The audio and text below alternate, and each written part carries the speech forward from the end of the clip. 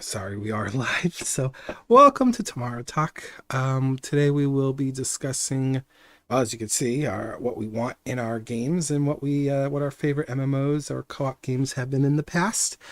We will also be discussing things we don't want in our games and probably our least favorite MMOs or co-ops. Even though this doesn't reflect a broader perspective, it's kind of just our group's perspective, and kind of help us, I guess, try to narrow down like what our group needs as a collective in order to play a game, because we all met each other primarily over Ashes of Creation. Some met outside of it, like Cersei and Rose, or me and Tony, but we met Raps exclusively through Ashes.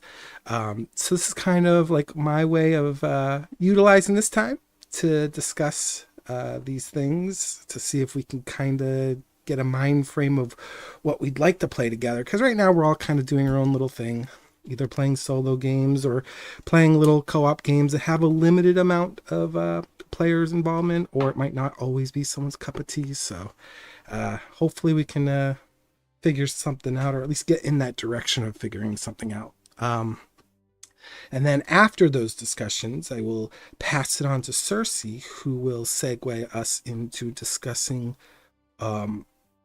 where the characters are going in our Star Wars campaign as we're putting it on pause.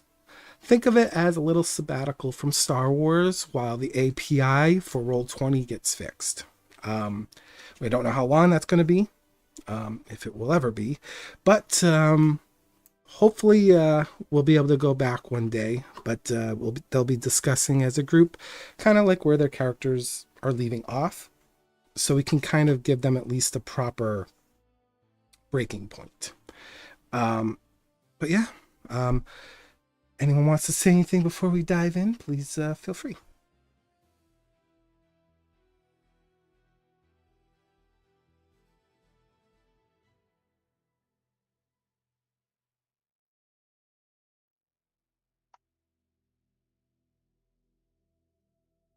I'm sorry. I was chewing something. I was like, I want to say something, but I'm chewing and eating. Um, yeah. And with our Star Wars stuff, when we talk about that, I was just gonna say it's gonna be more of a kind of an open forum thing. We'll talk amongst the group here that we have about like where we envisioned our characters kind of going and stuff. Um, as for our what we want in our games and our most favorite MMORPGs or co-op games, I'm sure we'll have a lot of good discussions that because we all have a very varied interest. I guess that's the best way to put it. Yeah, I'm actually kind of glad you spoke up first, because as you see, I kind of organized it into like a kind of a natural rotation, so we don't have to constantly have someone like, hey, what do you think? What do you think? This time we'll be able to just talk naturally. So we'll actually start off with you, Cersei. And we'll just name one thing each, and then we'll kind of go back to the top and we'll go into our second wanted thing. But once the person's done, just go ahead and speak. Because Tony will be after Cersei, Raps after Tony, then you, Rosemae, and then myself, and then I left a reserve slot for Lies in case he does pop in. But that said, the question is, what do you want in our next co-op or MMORPG kind of scenario? What's the one primary thing? This is like your top pick. This is your number one pick of what you want to see in your next MMORPG. Well, I'd say if I had to say number one, um, in a next like MMORPG or co-op or whatever, I'd say a really good story. A story that we can kind of connect to. You know, I think that I haven't had a lot of games, to be honest, that have had a really compelling story. Um, I played a lot of MMORPGs. I played Guild Wars. I played Elder Scrolls. I played Arcade, BDO, and then of course we played Ashes. Um, Not all of those have really good stories. I like Elder Scrolls. I like their stories and their chapters and everything. I know Final Fantasy, even though that's not one of the games I really play, I know it has a really compelling story. But if I look at a game like BDO or ArcAge, for me, they don't have as compelling of a story. I like those games. I really like ArcAge, but the story really isn't there. And I think the story is one of the aspects of a game that can keep you coming back or keep you connected to it as you go through the game. Um, and so I would like to have a really compelling story. I will say I don't think in Ashes they obviously it was still in development, but I don't think they really had that. And I think that was also like a negative. I know they kept saying, well, we're holding off on lore until we get further on and further on, but it's like, as we saw, like, well, there's not really going to be a further on. So we really only got tidbits of a story here. And I think that was a weak point for Ashes for me.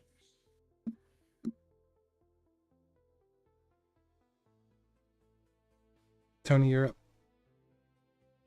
Okay, well, for me, like Cersei said, main story. However, my biggest one is going to be enough people can play at the same time. We've had so many games that we've got 5, 6, 7, 8 people, but the game only supports 4. So I'm for the larger group because, like I've said, we normally have uh, more people. So to be able for all of us to play together would be so wonderful. It's like Ashes we could, that was brought up. But we've played like Baldur's Gate allows 4 people. So and we usually had 5. So it made it hard for us to all play together.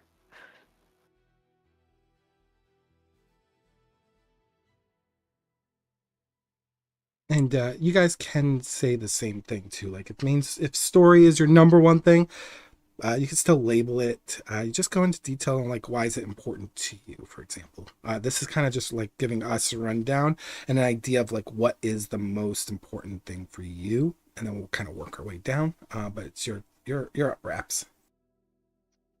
For me, it would be a really fun and responsive combat system is kind of my big hook right now.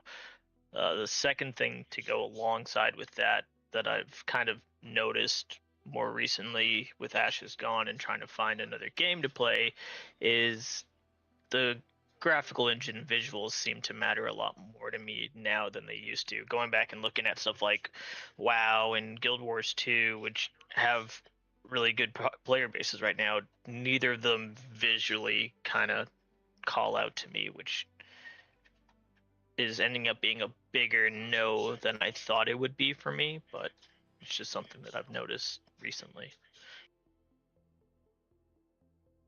Thank you. For me, what I've found with games, and specifically MMOs, but the co-op games as well, is just having a great community. So it's not so much the game itself, but having friends to play it with, because I've really gotten into some games where I like aspects of it, some more than others, but if I have a good community, can stick with that game long term, even if it's not the best at this or that or this piece. So gotta be community for me, and I tend to lose interest in the game if all my friends leave.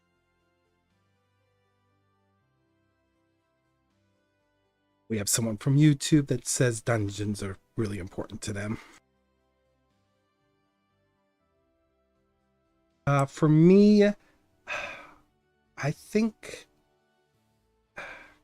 world lore is probably the most important thing to me, and I think anyone that knows me would probably agree that I really get into an MMO's lore very hard, so much so that I'm annoying about it. I love to feel it like into the world. I like to create characters that are in depth. I feel like I want to feel like I can connect, and that'll probably come to my second choice of why MMORPGs are important to me.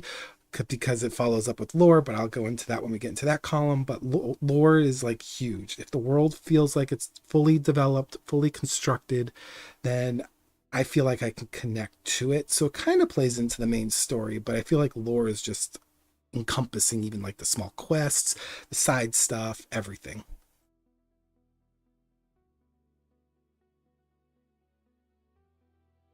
All right. And Cersei, what's your second thing? Second would have to be the role play potential. The fact that I guess I'm not sure if role play potential is the right word, but having the mechanics that support role play, that goes from, the text, having a larger text box, having the ability to emote, having the ability to sit in chairs and interact in the world. And I think that for me is the second most important because it plays along with the main story and it plays along with what I'll say later is my third most important thing. Um, but I am a role player and I enjoy that aspect of gaming because for me personally, a lot of other systems can fall to the wayside. And if I have a compelling roleplay character and I'm having a engaging story with people in the game, I can overlook some other parts of the world and the game as long as it has that roleplay system. So for me, that is very important. That kind of keeps me connected and keeps me enjoying the game. What about you, Tony? I'm actually with Cersei on this one. The role play, the ability to role play in the game. Um, I loved how SWG had the extra mechanics way back that you could actually build your own role play and NPCs and stories, and it was all interactive. I miss those days terribly. Yep, you and I met there. And Raps, I know I put graphics as your second want in a game, but is it really your second? And if it is, can you go into a little bit more depth on like why that is really important to you?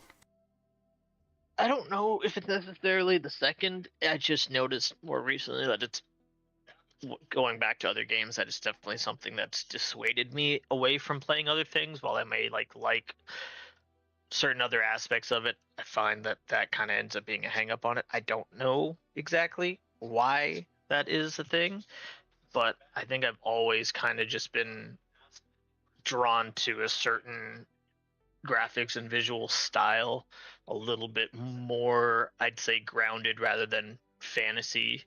I mean, the world can be the lore and everything can be fantasy driven, but like the graphic style to me, I like a more grounded art style, I would say. I don't necessarily think it would be the second thing, but we can leave it there. I have other ones that we can go into for the other numbers. For me, I'd say they all kind of add up together for all the ones that I'll mention rather than like a priority of 1, 2, 3, and 4. So I can go to the next one once we come back around again. Yeah, and once we're kind of done with our thoughts, like if you don't have a fifth one, for example, we don't have to put a fifth one for you. It's just Yeah. I'm leaving it there, but we can go back and reorganize our thoughts too. It's just kind of like getting it out there, like, hey, this is what I need, guys, to play a game and play it long term with you all. We're kind of rating like what is the most important thing for us. So we can at least try to find a middle ground to get us all into a game again. Those are good. We're starting. This is a good list so far, and we'll just actually work right into Rosemae now. Yeah, my second pick has to be, and it's another broad one, is a variety. So being able to do one thing and really enjoy it, but then the next day you come in, you want to try something different, and having those options in game. And usually in MMOs, it's like main story and crafting, but it could be other things. Like there was a game I played briefly called Vanguard, and it had a diplomacy system, which was basically a card game. And you could play it with NPCs and then get buffs for that area. And I thought that was really interesting. So just having a variety of things to do with the game so that if you get tired of doing whatever you start with, you still have other options and you don't move on to a different game.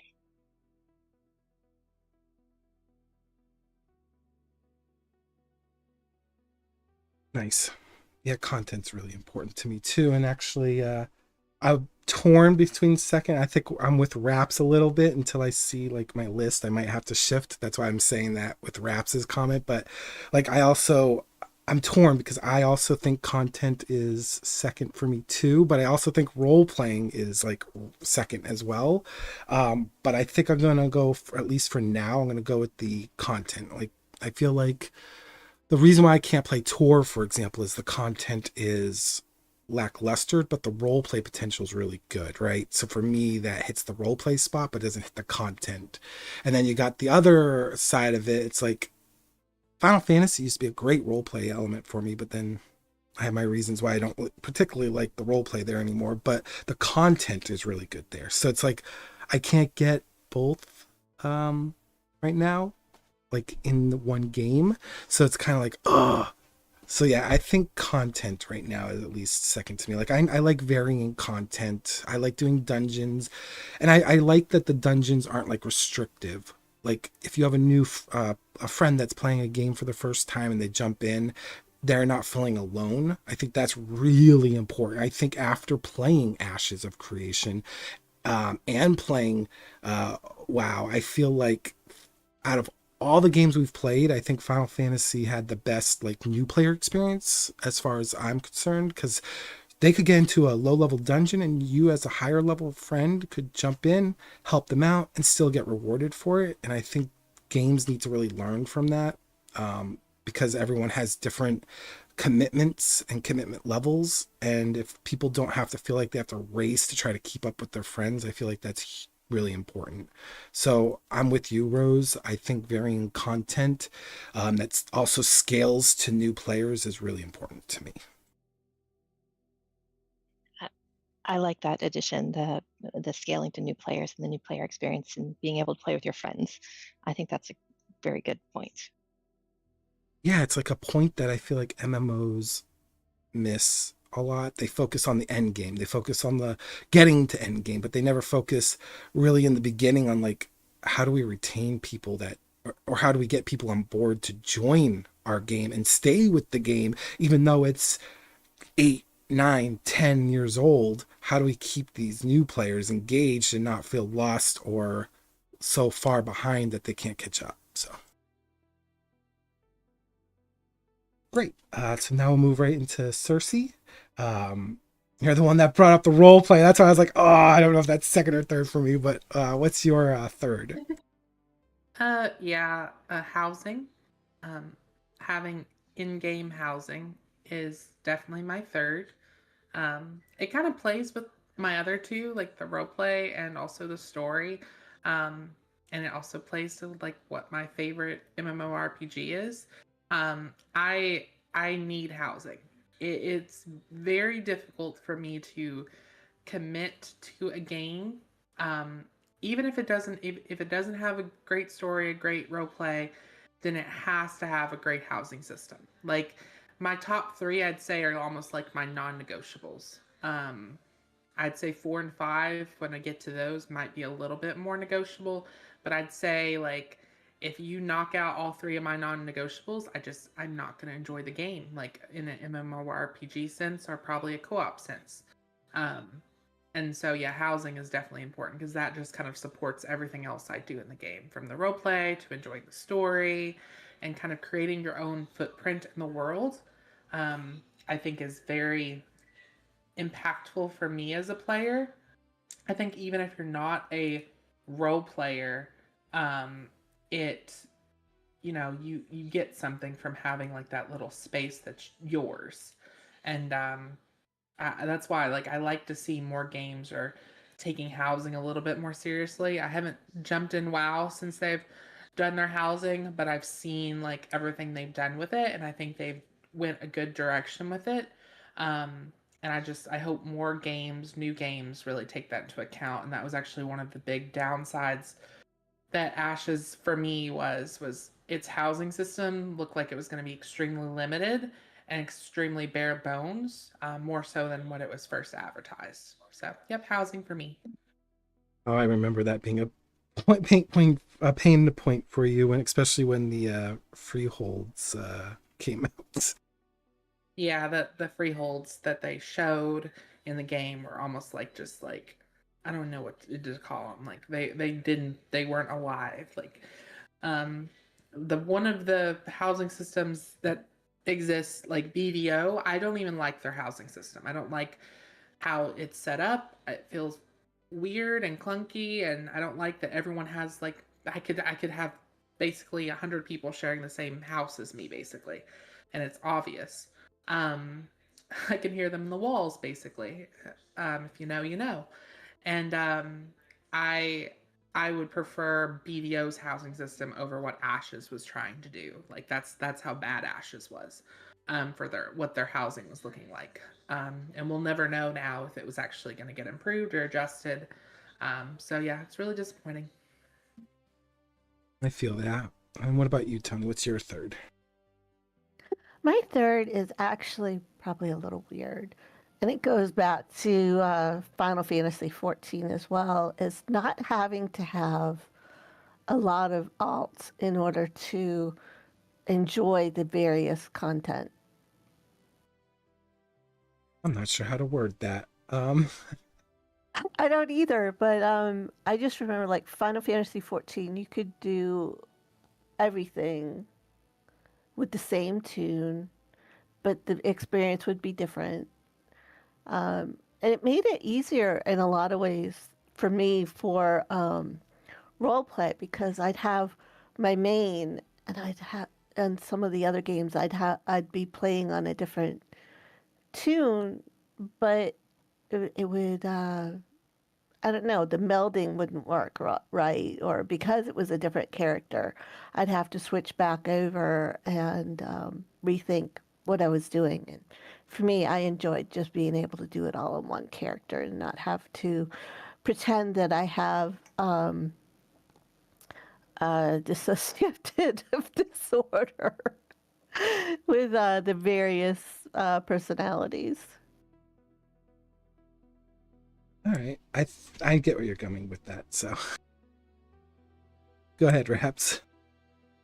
For me, probably a competitive or risk reward gameplay loop.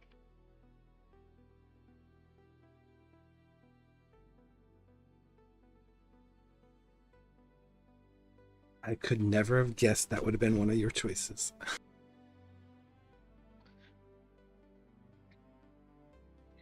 Just out of curiosity, Raps, do you specifically mean like PvP or is it broader than that? It doesn't necessarily have to be PvP, but at very least some form of risk reward loop.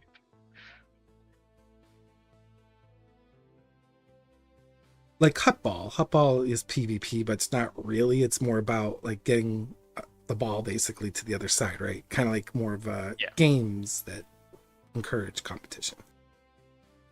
Yeah, gotcha. That's fair. Kind of keeps you engaged too, right? Because you can make a lot of frenemies with it. Yeah, I'm good at making frenemies. Yeah, you are.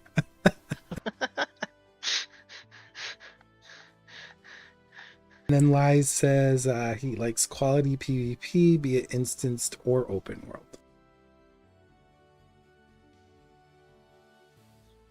I think for me, the third one would be the combat system.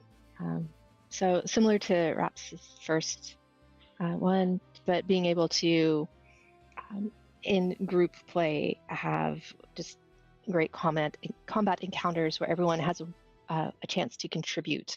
And it's not easy, but it's not, as long as you work together, you can overcome the difficulty of the combat. But yeah, easy systems are kind of boring. And if you just stand there and spam one spell over and over, that's also very boring. So something that's interesting or involves working together.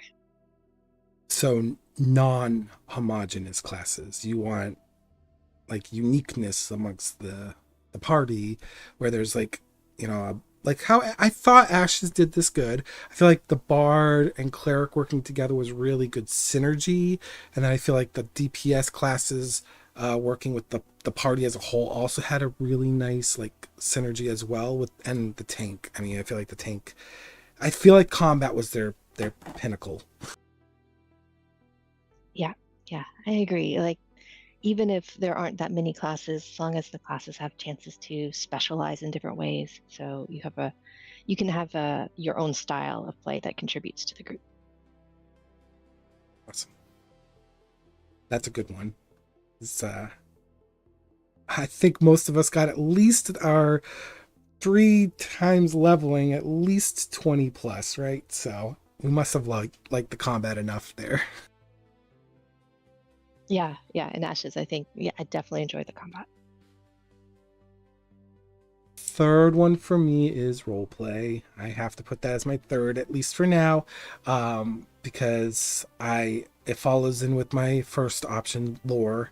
I like to feel part of an MMO. I love content. That's why it's kind of sitting at second right now, and I love playing the game. But I also like to feel like there's more, and I feel like roleplay allows you to create more content than the developers can give you. Because I feel like the one critical flaw in MMOs is you usually finish the content and then you have to wait for a patch cycle, or they drop like dailies at you and you have to do rep grind, which I don't know how many people actually love to do rep grinding. But so it's nice to have something outside of the patch cycles to keep you engaged in the game. And that kind of falls in with actually yours too, Rose, because I feel like one thing people don't realize when they're not role playing in an MMO is that community actually like builds from the role play too, and you meet a lot of unique people outside of your guild circle because you're role playing out in the world, and you kind of like do a lot of networking. So role play for me is number 3 for sure.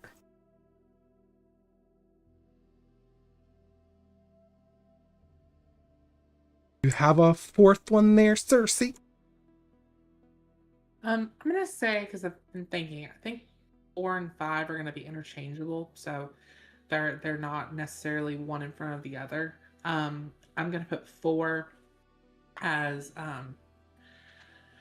I'll put 4 as content, and just general content, like, including like, combat, and including, because I kind of loop all of that in general content. So I'm looping your combat, I'm looping your trade systems, all those kind of things. Because when I'm not role playing and I'm out, exploring or doing something like that, I always like, this is the content of the game for me. So I kind of loop a lot of that together, um, and generalize it maybe a little bit. But that's number 4 for me. Again, I can do a lot as long as I have my top 3.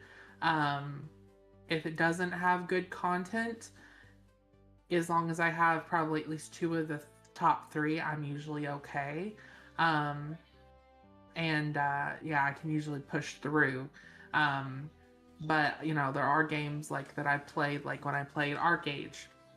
I really loved their, at least when it launched, I really loved like their trade pack system. I thought that was a really fun thing to do. It was, there was some risk, there was some reward, but it was like you could be self-reliant. Like it felt like gratifying. I know I've been talking a little bit about Ashes as we go through, but like Ashes tried to do that to an extent, and I think they were getting there, but I don't think they had ever made, like, for me as a player, feel like, okay, I can keep myself completely self-sufficient on this, because I don't know, it didn't feel that way, and there were a lot of bugs obviously in its development stage. But if you could get a system like that in a game where you feel like you're actually, supporting yourself, I think would be good. But yeah, the general content of the game would be number 4 for me. Nice.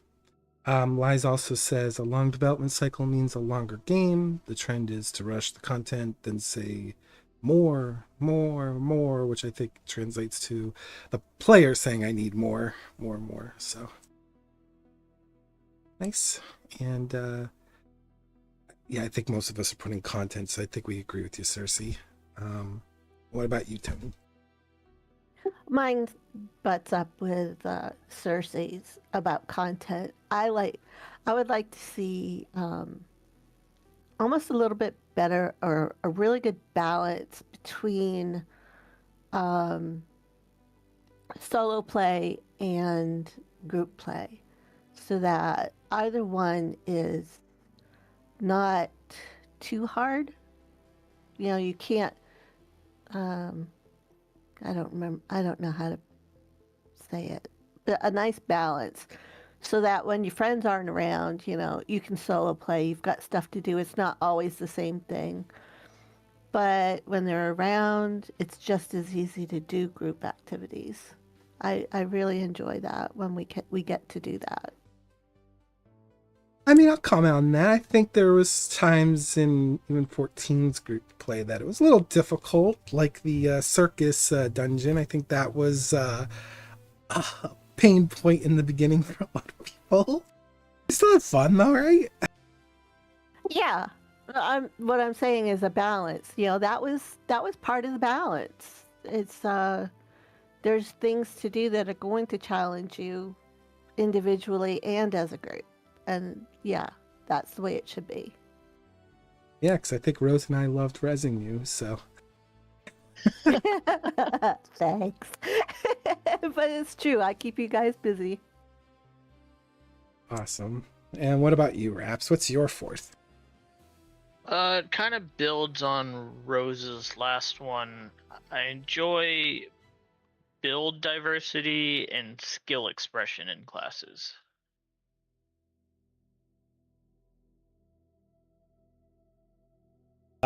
When you say with classes, you mean like when they're in group play? Like that kind of synergy?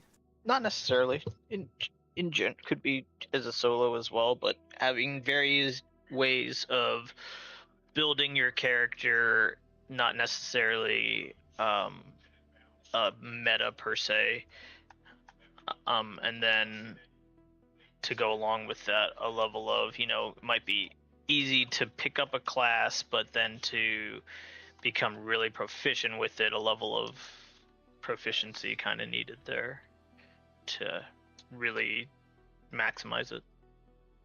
Probably why you liked Bard towards the end of Ashes is because there was a lot of solo synergy, but there was also group synergy. Like you and Rose, if when you guys were paired together, you'd have to like coordinate your skills to play in a group. Yeah, the Bard class from that really kind of had that where you could build it multiple ways, and then it had a really high skill ceiling, I felt, but also a really easy to access floor. So it's like it was pretty straightforward to get into the class, but then if you wanted to really spend time in learning it, you could get and become kind of like flashy with it. So like definitely a level of skill expression that you could show.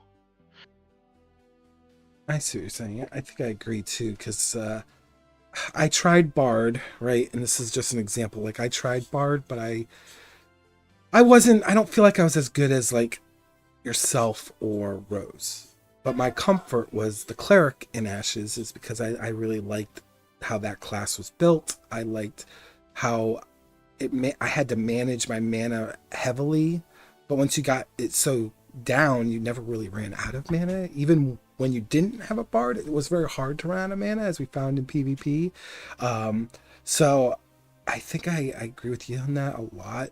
Is that I think that's what made Ash's combat good, was the fact that there's a lot to your classes. Even watching like Cersei with her rogue or summoner, there's a lot going on, or even Tony with her ranger, like there was just a lot to see.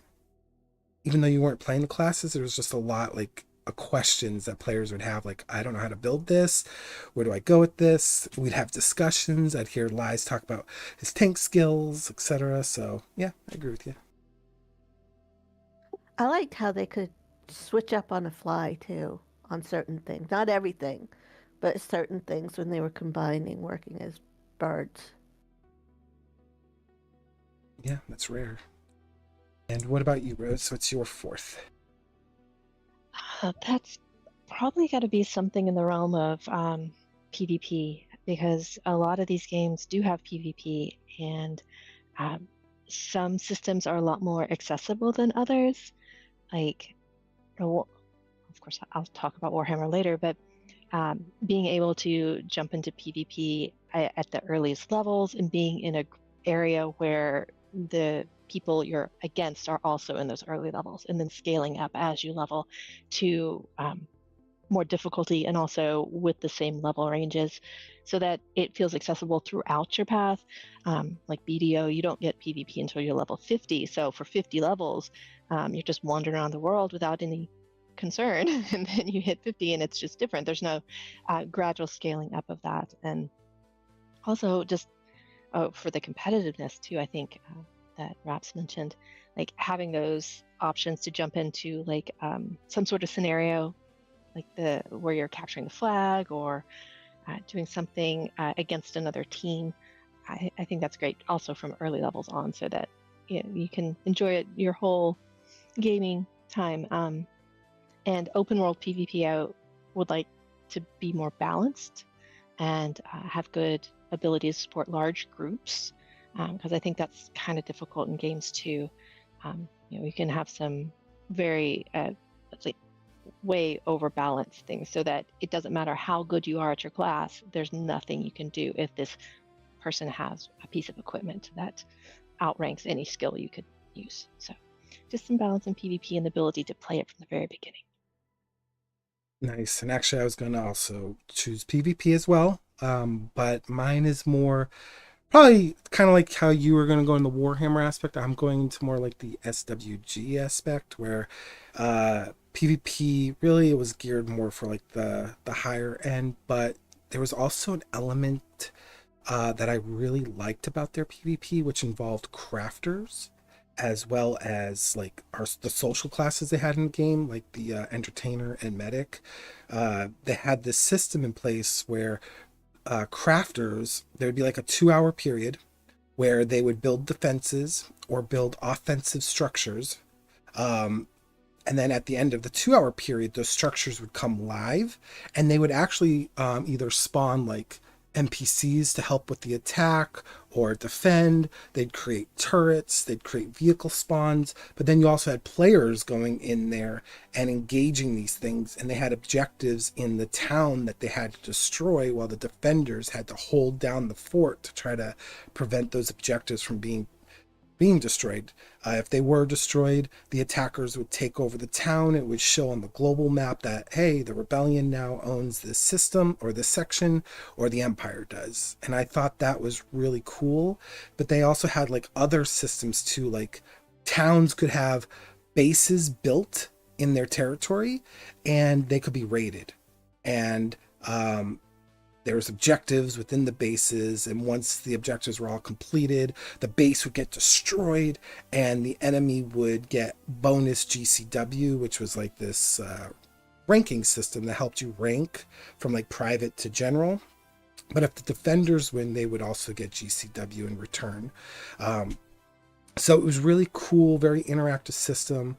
Kind of like the piggyback of what you're saying is that I would like to see PvP not just be like I want to head smash somebody, I'm just going to kill someone to kill someone, kind of like in Ashes. I felt like their nodes, what we had in the alpha, I felt like it was just like kill players, no objectives, no purpose. Defenders didn't really have anything. Crafters felt not in the loop like they should have been. They should have been building more supplies. Defenders should have had the same. Like crafters should have been very much part of that experience because it involves a town.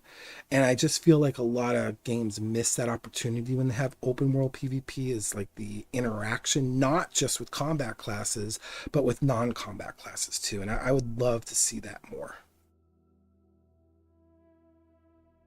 I loved that there was a purpose for everybody, not just the fighting classes. I miss that too. It's very cool. And then, oh, go ahead, Rose. Was it me? Oh, what was it? I was just gonna say that I agree with you what you said. I would like one thing I liked. I think Guild Wars had it too. I haven't played Guild Wars in a long time. Um, but like with Elder Scrolls, like in their kind of their world versus world, their faction PvP stuff, like it was like a King of the Hill type thing. Like you would take the flag or get the flag at like a castle and claim that, and the faction that got the most of them, is winning basically the war. So you'd have people that would create raids that would try to attack these castles and then, or these, points of interest, and then you'd have the other factions that would put out siege equipment or defense equipment, and that was fun. And I think that is what Ashes was trying to do, or aiming to do. I just don't think they got far enough for it, but like those were fun things. New World did some of that type of stuff, but I feel like they didn't. I feel like New World also didn't actually like. It felt at the end of the day that was kind of just like massacre the other side, and less about like the mechanics of actually taking over. But that was just me. So would you say that's your fifth or no? You're just No. commenting. Okay. No, I was just agreeing with you. Don't put that down. I enjoy that, but no. My fifth is going to be visual design, because I wanted to use that word because that includes, for me, when I think visual design, I'm thinking character creation, but I'm also thinking like the graphic fidelity of the game. So how the game looks, the world, the art style, and also, character creation, your options. You have, good customization options because, again, a lot of my stuff just all supports the idea that, I'm a role player. I want to be able to, have a character that I feel in the game represents, what I'm trying to be. Um, and then it just plays along with it. And then for graphics, I I'm probably not as picky as Raps, but I will say like it's important to me. Like I can go through and play some games that I played a long time ago, and it like it is harder. Like I'll admit, like if I go back to Guild Wars 2 now, like it physically, like I'm like, oh, this is really aged from when I played it like over 10 years ago. And it's just, yeah, it gets a little bit harder. I feel like if the graphics aren't good or the customization isn't like up to date, I feel like it means the other parts of like my list basically have to be so much stronger. Like it really has to have the mechanics to support roleplay. It really has to have housing, because if it doesn't have the visuals, it's going to be a rougher ride for me. Um, but again, 4 and 5 are probably like the lower tier. So if they don't have 4 and 5, it's not the end all be all. But if they have, if they're missing a good story, if they're missing the role play mechanics or missing the housing, it's like, oh, well, then hopefully you can pick up somewhere else because this is going to get rough. Yeah, customization. Huge. Yeah, I agree a lot with what Cersei said there. But yeah, to her point, I'm probably a bit more of a stickler for it, which is why it's higher on the list for me and why I'm having a hard time trying out some of those games right now. Which is fair. I think at least one of the games, which I won't mention now because that's on our next part of our discussion, but I think one of those games you and I kind of agree with. Oh, yeah. Yeah. That, man, I never thought I'd have to hope for that to be a thing here sooner than later, but yeah. Yeah. But I will agree with Cersei too, like that the whole like, oh, I think after Ashes, I definitely like that customization aspect. I didn't realize how important that was for me until Ashes, and I was like, okay, that's really important to me now. Oof, that was rough. Those characters. Oh yeah. I'm just going to read a few things that Lies said. Lies says New World's predictive bow work was some of my favorite landing. That long range show was super satisfying. He also said Guild Wars 2 got Guild Wars Unleashed, but I don't think I can do that story again. And then he said I need an NDA checker, so I'm assuming there's something else he wanted to discuss that he's testing but can't talk about it. And I'm just gonna pop in here because you did some Wizard 101 slander. Excuse me. I'll tell you what. I know this list looks very like linear and like, oh, you're just a role player and you just do these things. I've got like, I don't know, 300, almost 400 hours in Marvel Rivals, which is definitely not a role play game. And then Wizard 101, which I've played a long time since I was a kid, is also not you could do role play there, but definitely not for me for role play. It's got a very engaging housing system, I will give it that. But that's a game that it does have a story. I can't say I follow it a lot, but it does have a good story. It does have housing. It's got really good content. Like, I like the content of that game. And honestly, while its graphic fidelity is definitely aged, it's got more customization than Ash's does. I mean, I can change my facial features, I can change my hair color, I can change my type of hair into more than just 3 options. So actually I think its customization is better than Ash's. So that's probably yeah, you just take a seat with that Wizard 101 slander, okay? Well, convince Raps to play it and I will be impressed. I think Rhapsoddy said how he feels about certain games. I'm like, there's no way. But I also think that like the combat system is it's one of my favorite actual combat system. I like the card kind of drawing game and having like your little wizard who's a different like I know we're having Wizard 101 talks, but I enjoy that. I do enjoy the combat in that game. Well, we're gonna be getting to our favorite MMORPG soon, so Tony, what's your fifth? It's actually a combination of a bunch of things. It is the story, it is the lore, it is the graphics, kind of like all those put together. We all know that I will spend hours on a character creator, but those other things are like, if that's all I've got left, it's all of them put together. Because for me, it's my gaming with an MMORPG is the group, and I can usually figure out something that I enjoy doing in the game as long as I have the group. So we'll put all the other things in there. In the list, we can put miscellaneous. I'll just put friends. Yeah. Friends and graphics. I was like, some of that stuff you mentioned, I think I'm constantly having to remind you of that stuff, so like the lore. Yes. It doesn't mean I don't like it. It just means I can't remember it half the time. What about you, Raps? Do you have a fifth? I don't think I necessarily have a fifth. Raps doesn't care about his friends. Mildly rude to say. I distinctly remember Raps really asking us if we were going to stick together after Ashes, so...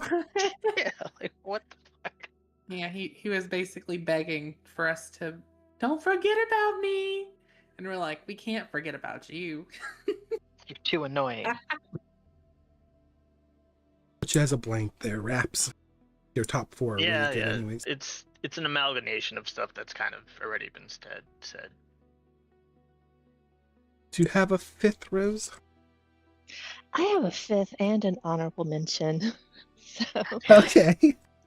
well, my fifth is kind of a split between story and graphics. Probably more story than graphics, but I think they both definitely influence how I feel about a game. My honorable mention is something I just enjoy in games, and it's not always there, but when it is, I like it, and it's farming. So, like Medieval Dynasties, a co-op, it has farming, and that's the one thing I really like to do, even though there's lots of stuff for you to do.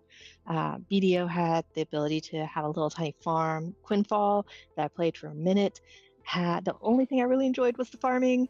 So I don't know, for some reason that's something I've always just liked, and it's not necessarily part of an MMO, but when it is, I enjoy it. Oh, if you got a little further in 14, you would have actually had a whole access to an island and had a bunch of farming stuff on it. No, I got to my island. I got to the beginnings of my island, but yes, I got there. Oh, I didn't even know that. That's awesome. Sorry, retroactive. Let me throw in one thing for the fifth one. Soloable loops. That would be good. Especially for that one's a bit more personal for me because my work schedule tends to put me on the opposite playing schedule with you guys, so we usually only get to play stuff together on the weekend. So having loops that I can still do during my time still helps me feel connected, and then I'm bringing stuff to the group when we're engaged in a group game. I'm with you on that. I can see that, especially since you actually kind of more or less fall in the same time zone actually as like Rose and Lies too, because even though they get on usually around 8 my time, 7 or 8, they usually are on longer when you're on. So, or like winter's usually when he can play with us, he'll usually be on late or are late in his early. So, or Oni. Speaking of that guy, I don't know where the hell that guy is. I haven't heard from him in like 3 days. I think my fifth. I don't know. I think everyone had really good things they've already said. There's not. I guess customization. If I had to choose, if I had to look at everything that we've listed, I think customization is huge for me. And my customization kind of probably plays into the housing too. Like I like to have full customization of my character. I love to have glamour plates or transmog if you're a WoW player. I like to have housing that is also fully customizable. Like I think Tor's housing is all right. It's on a kind of stuck on a grid. I think Final Fantasies is good. I think WoW is expanding on Final Fantasies and making it better. I do like to see housing where you can have full customization. And I haven't had that since SWG, where literally you would get a loot, no matter what it was. It could be a tooth from a monster or a meteor from space, and you could put it in your house. And yes, I have tried putting a meter in my house and it literally fills up the entire house. Just saying. So that was cool that you could actually put anything that you found in the world into your houses in SWG, and then you could construct things by like glitching them in a certain way to make them look like something completely different. And that's something I also like with Final Fantasy and probably WoW now too, because I've seen a lot of things that Cersei's linked. I like that you could do those things and make it your own. And I guess with the customization, I also like the bard players. I like playing music in game. I don't know if you all know this, but I like music a lot. So that's my favorite. I think customization in a broader spectrum is what I would like as my fifth.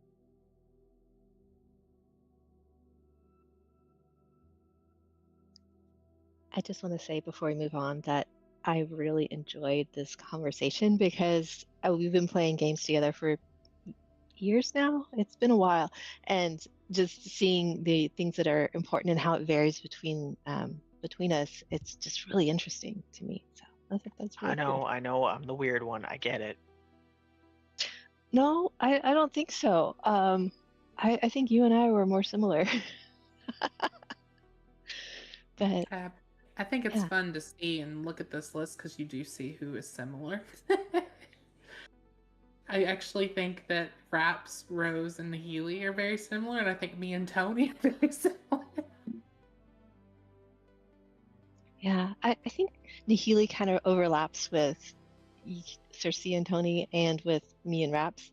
I think one thing, like role playing, is something that's obviously very big for like Cersei and Tony and Nahili.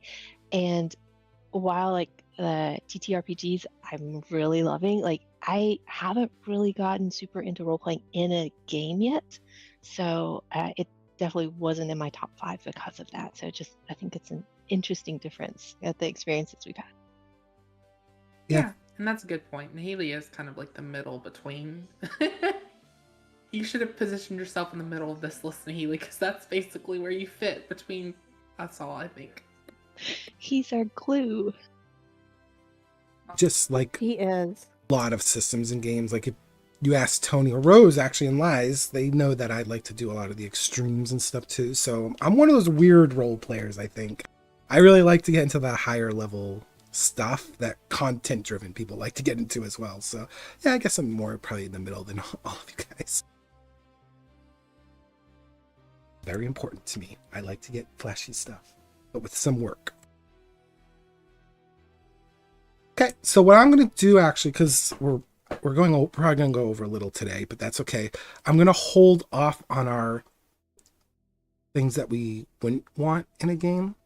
I think we'll hold that off for the next Tomorrow Talk, because I feel like this is a really good conversation.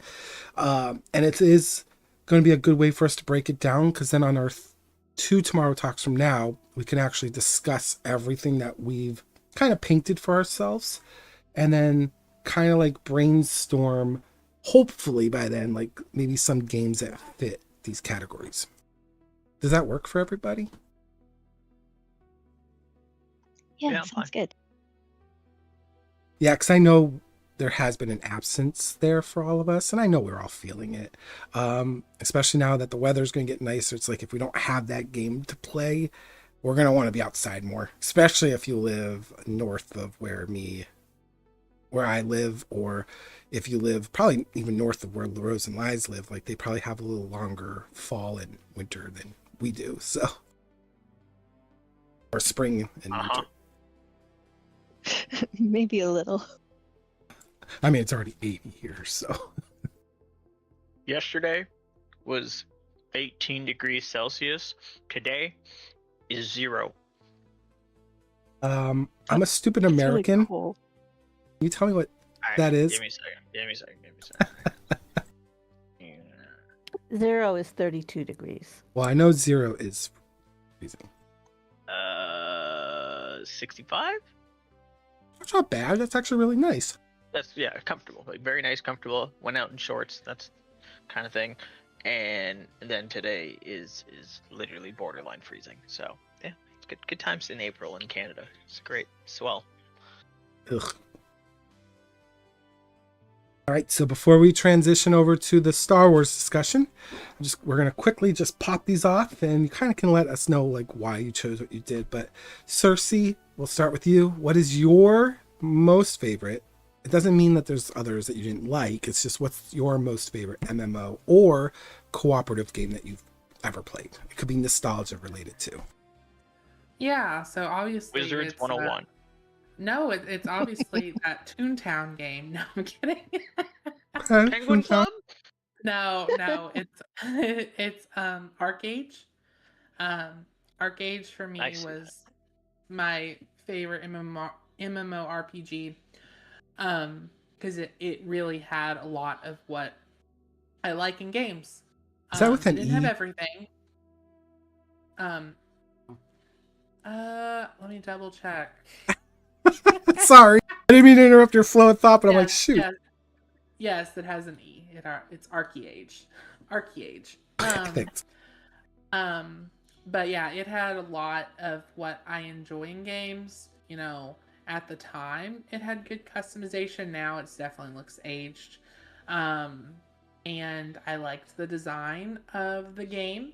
It had I loved housing. I know the housing system wasn't perfect, but if you were able to get housing, which was always the question, and you could really build something really creative. I mean, I created my own guild and I was in a guild and we were able to make like an in-character player village. And I was able to make like a state for my family in the game. So those were fun little things that I was able to do. Like I said before, it had some fun systems. Dungeons could be really fun. I love the trade system. I would say for me, the sea travel, the ship building, the traveling, the world travel, like especially with like ships. I don't think I've played a game that matches it, like MMORPG wise. I think it's kind of the more of the funner parts. Also because the physics were so real. It's like, well, not so real, but like you could launch your clipper into the air or onto land, and it became a little trolly at times, but it was fun. And then obviously the role play was really a fun experience, and I made a lot of friends that I still have connections with, and it took me as I was a relatively new role player when I got into that game, because the last game I role played in was Guild Wars 2 before that, and it kind of just pushed that more into me, the role play aspect, and it also created my signature character Cersei, and she's been rewritten and made into different versions of herself. But yeah, that was the game for me. I know it's a So shame that I, we didn't get to play with you long there, but yeah, I never Yeah. actually played Argage at all. I do know that there are private servers still going of the original game, and I'd probably be willing to try it out because it's one of the only ones I haven't tried. So if that ever appeals to you or think it's worth doing, let me know. I don't think you'd like the graphics anymore. But I mean it's we tried. I know like Rose. I don't remember if you tried. Yeah, I know Tony and Nahele. I feel like they tried it for a second. Um, we kind of a few of us did try to go back. This wasn't during obviously the peak time of the game. This was just like a couple years ago, I think now. But it's hard to go back to that game now.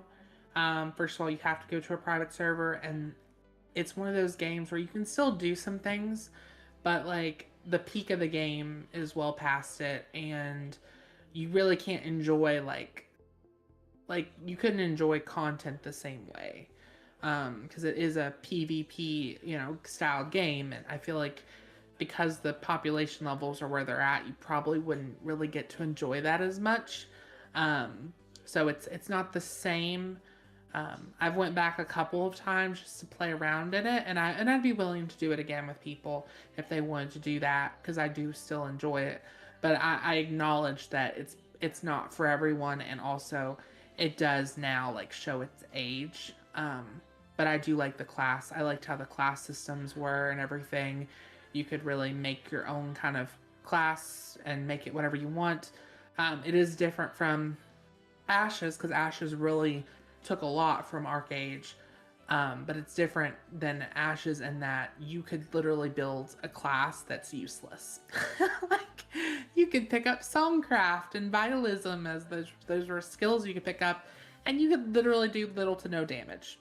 You were basically useless, and you probably didn't do a ton of healing, so you were just gonna die. But it had a lot of ability to customize your character, which was fun too. But yep, I'll leave that at that. all right, Tony.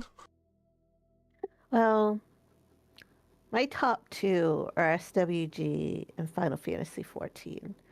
SWG for me is the most favorite post NGE, because that's when I got into it. It was my first ever MMORPG, and that holds a really big place in my heart. It's also where we met, but I loved it because there was content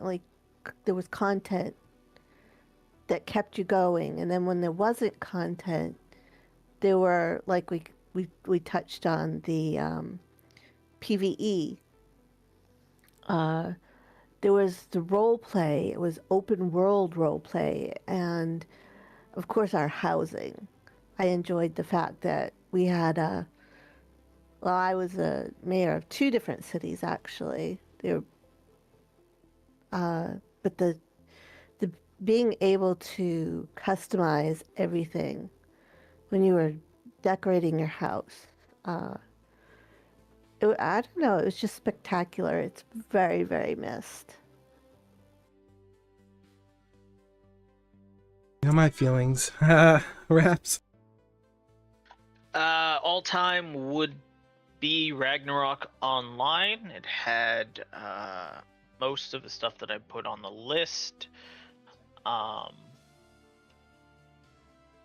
And frankly, the second most would have been Ashes, I think, so far. Oh, maybe not. I take that back. Probably Lineage too. But yeah, Ragnarok Online had a lot of the loops that I enjoyed. It did have a level of customizability, even though visually it had a very unique 2D isometric deal kind of design, but there was enough customizability in your character and with gear and dyes and being able to see specific pieces of gear that you had equipped even on that sort of a system. There was large variety in skill builds, even within like a single class. They had PvP, not open world PvP on an everyday basis, but on like an event scheduled type thing. And then they also had other forms of PvP involved. So it kind of ticked all of the boxes for me, and it was probably one of the games I spent most of my MMO playtime in when I was younger. I was just surprised I didn't expect Ragnarok, so that's good. What about you, Rose? For me, it'd be Warhammer Online, which existed for a lot shorter time than the private server that is currently available has existed. But it had a lot of things that I really enjoyed. Community, a variety of things. There was public quests, which I thought were a lot of fun, and the rewards you got from them, and people you got to interact with, because it was all cooperative to accomplish the goals for the quest. The PvP realm versus realm, like tiers from your first 10 levels and then going up, the scenarios, the higher level realm versus realm was just something I spent a lot of time in, just capturing points and attacking castles, and I just loved it. Just the big group PvP that you could get into and contribute to. And the character I was playing, I was an archmage, and so it was a balance between damage and healing, which was a lot of fun to manage. So, and of course, that's where I met Lies. So I really enjoyed that game. Oh, so it wasn't just the game. There's a little bit of real life connection there too for you. Yeah, towards the end. I played for a long time. I think we didn't meet until we were in like the end game sort of realm versus realm. That's cool. That's always a nice story to hear, though. It's like, hey, gamers can find people online too. Yep. I think my safe thing would be SWG, right? I played a lot of SWG. I played it for beginning to end, basically. So pre-NG, pre-CU. So I knew the game before I knew Tony, except it wasn't like Rose and Lies. And in their situation, we just became friends. So, but for me, I think SWG will always be first. But to add some difference on our list, I would say I also liked Final Fantasy XI. And this is the weirdest take because there's a lot of things that aren't good in that game. But things that I really liked about that game is the world was massive. There was no flying mounts. Traveling was just as dangerous as leveling. There was risk and reward. it was very party heavy. So if you didn't like party playing your MMOs, it probably wasn't for you. But I loved that aspect. It was one aspect that really brought me to Ashes, is because I love grinding, and I like grinding with the same people for hours, and that's how you really get to know people. I feel like duty finders and dungeon finders nowadays kind of, oh, you're in and out. Oh, well, it was nice knowing you for 15 minutes. I feel like that is one huge thing that's missed in current modern MMOs, is that there isn't a need to play with players all the time. And it's one thing I really loved about 11, is the traveling, the risk. And if you died in a leveling party, the risk was you would lose XP and potentially D-level. Again, not a very popular take, but for me, I really liked that because you didn't want to mess up. So you took the extra effort to learn your class, understand your role in the party, and you actually became better. And it was back in an era where gamers weren't really, like, I want to say handheld in a lot of situations. You were given a direction to go, and you went, and you learned through the experiences that you had with other players. What stunk too is that you had to sit in town, but to get a party. But once you got a party, you really networked. And I feel like, again, that's something that modern MMOs miss a lot, is the networking. It goes back to that community thing that a lot of us threw on our board. But I feel like those older games really understood, whether it was limitations of technology or not, I feel like there was an understanding that that was part of the journey, is making these connections with strangers. And I just feel like modern MMOs is you find a comfort zone, you find a guild, you stay in that guild, and you never expand beyond that guild. And that's one thing I loved about Ashes, is that I got to know all my guild mates, but I also got to know a lot of people outside the guild. And it really gave me that old world, old gaming vibe that I used to have from games like 11 and SWG, or even EverQuest. You kind of had to just network. You had to make friends with strangers, and that, I don't know, it just felt organic. And I just feel like nowadays everyone goes on a Discord, they go on a website, they go on a forum, and then they find a guild, they contact it, they do this whole interviewing process, and they jump in. It's great, but I just feel like there's some mystery missing with the whole, you have to find a party, you have to get involved with people, and I don't know. That's a huge thing. So I'll put Final Fantasy 11 up there. Even though SWG is my number one, I'll put 11 up there just because it's got a lot of the old school vibes that I really dig. Yeah, I think that's fair. I remember when I was playing Guild Wars 2, I never had roleplayed before when I got into that game. I was just trying a game. And I walked up upon a group that was all like sitting around like a little campfire type thing. And they were talking, but they were talking in character. I just thought it was interesting because they were talking like, oh, they're not just talking like players, they're talking like they're actually the character. And I was like, listened, and then I literally just followed them around because I was intrigued. And yeah, I actually joined their group. Now I later learned they were not just role players; they were erotic role players. But they were my first introduction to like, oh, this is more than just like, your character is more. You actually are role playing as like this character you created, and I really like that part of it. And I like the idea they were on an adventuring party and all this stuff. So that was really cool.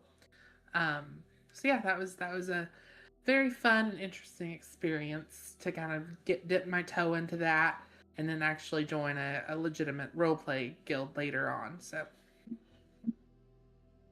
Yeah, I just feel like random encounters are a dying thing, especially with like WoW and Final Fantasy, where you got like these duty finders now. You plug in, you play for 15 minutes, then you go to your next roulette or your next assignment or your next daily task, and you just do that.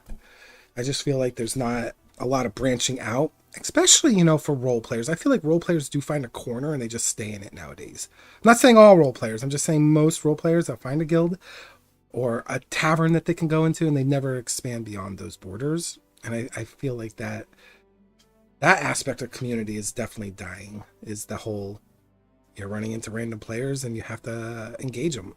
I feel like that's just a dying thing, which is sad. To me, it's sad. I'm with you on that because I really miss the role play in the game. It adds another dimension than just tabletop role play. I mean, that's how we met, Tony. We weren't part of the same guild. We weren't part of the same city. We met through another player, and that other player networked us together. That's how we met. And for me, that will always be memorable because if I never met that said person, I would never have met you. There was no form. There was no guild. I had to just randomly by fate come across you. So It was funny how that worked out too. now I will always remember the random encounters. For sure. Like Scrub in Ashes. Completely random. We invite this random guy to our party, and then later on he's in Gilded House. It's like he got to engage us randomly. I remember meeting Scrub. I remember not trusting him because of the guild he was in, and he ended up being the nicest guy. Yeah, I remember being in the group and being like, don't invite this guy in here. Right? I was very verbal. I remember that. No one wants to say it, but I was literally like, I don't think we should invite this guy to the group. He ended up being the nicest guy in the world. Yeah. Scrub is definitely I'm glad he was invited to the group because he was great, he was fun, he was very helpful.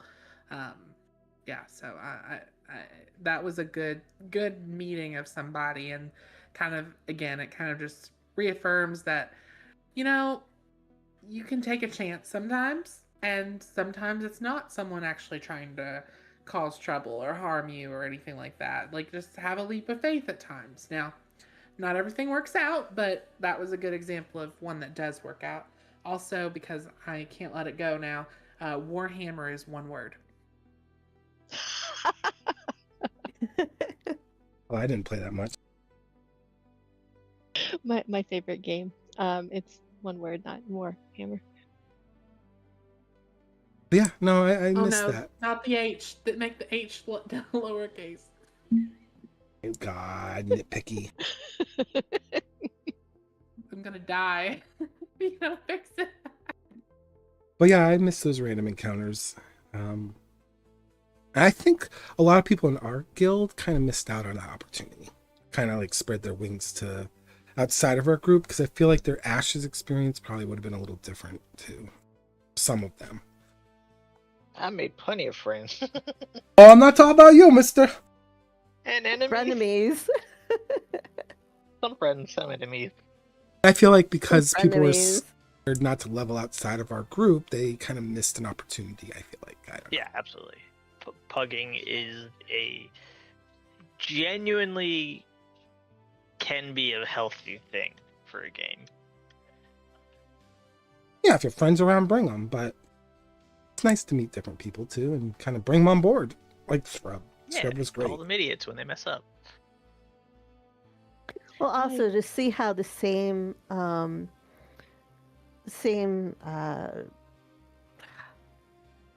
right, like a bard, how different people played bard, There's and only so one way forth. to play bard. You mana, No. that's it. But to get to see different perspectives of the same class, that's what I meant to say. 90% of my fights in Ashes was people saying bards are only good for group mana. Okay. What about you, Rose? I saw you light up.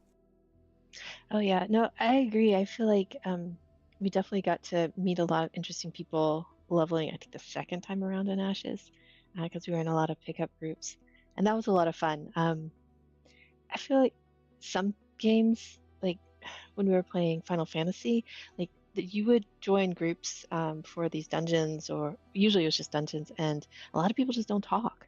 And it's always nice to find people who do and who will interact and are nice to interact with. or when they talked, you're like, I wish you weren't talking right now. There are some people that, yeah, definitely full of themselves and feel like they know everything. That gets a little frustrating.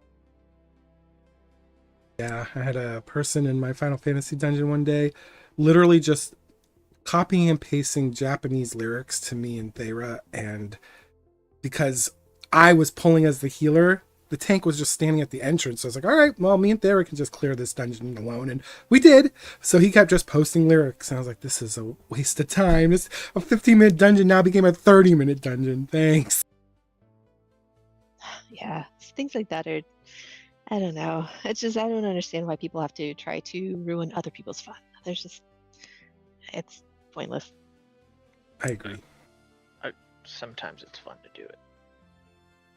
I mean, there's funny things to do. Like, I liked when in Ashes there was that low-level character that was stealing boats, and then I liked how the fishing community rallied to make sure that couldn't happen. I thought that was neat.